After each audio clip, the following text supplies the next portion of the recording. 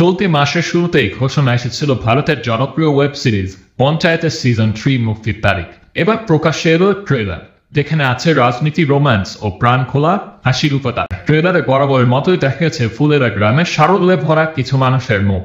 এখানে নতুন সচিব ও পুরনো সচিব অভিষেকের পৃষ্ঠ প্রকাশ পেয়েছে। সিরিজটির দ্বিতীয় সিজনে আভাস দেওয়া হয়েছে যে ফুলেরা গ্রামের সচিব অভিষেক কুমারকে বদলি করে তার জায়গায় নতুন সচিব আসবে। ট্রেলারে আরও দেখা গেছে ফুলেরা গ্রামের প্রধান সচিবের বদলি আটকে দিয়েছেন, আর প্রধানের বিপক্ষ দলও প্রস্তুতি নিচ্ছে ভোটে প্রধানকে পরাজিত করে তার বদলি দখলের।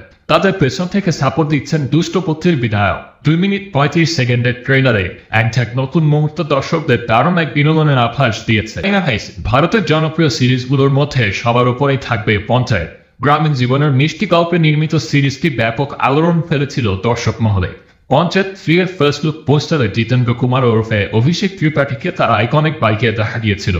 এরপর থেকেই পঞ্চায়েতের সিজন 3 ঘিরে ভক্তদের আগ্রহ তুঙ্গে। জনপ্রিয় এই সিরিজটি বলিউড ইন্ডাস্ট্রিতে একটি মাইলফলক সৃষ্টি করে। 54তম আন্তর্জাতিক চলচ্চিত্র উৎসবে জিতে নেয় সেরা ওয়েব সিরিজের পুরস্কার। এছাড়াও 15টি ভিন্ন প্ল্যাটফর্মের 32টি পুরস্কার অর্জন করে রীতিমতো ইতিহাস সৃষ্টি করে।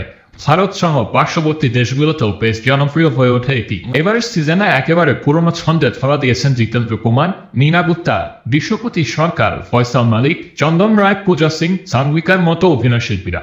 আগামী 28 মে থেকে অ্যামাজন প্রাইম ভিডিওতে দেখা দেবে পঞ্চায়েতের তৃতীয় সিজন।